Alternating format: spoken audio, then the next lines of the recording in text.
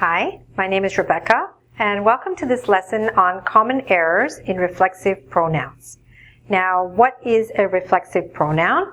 A reflexive pronoun is a pronoun that refers to the subject of the sentence. In other words, the subject and the object of the sentence are the same.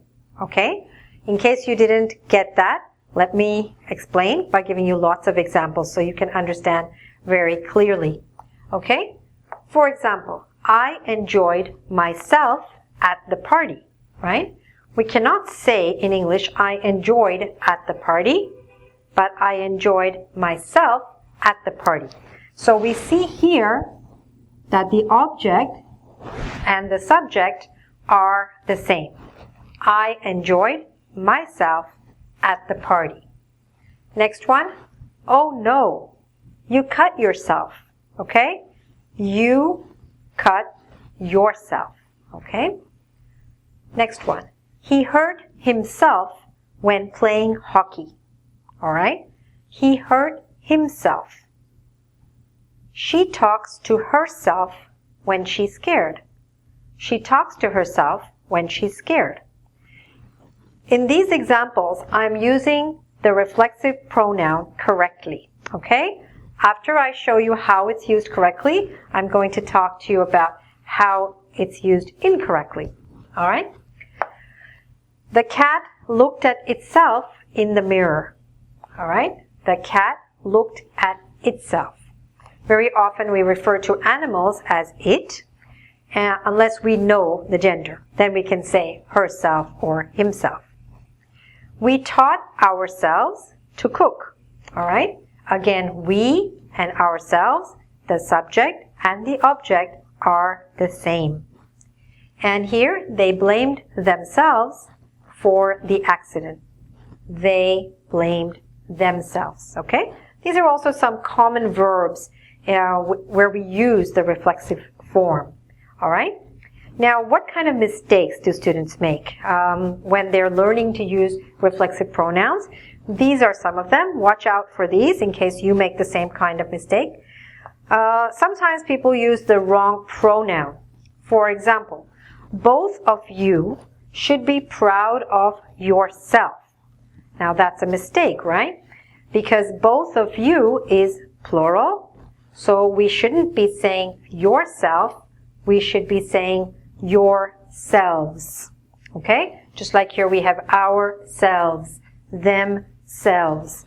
The same way with you, which is a plural you, more than one person, we say you and yourselves. Both of you should be proud of yourselves. Second kind of mistake with reflexive pronouns is to use the incorrect pronoun. In other words, to invent a pronoun that doesn't actually exist in English.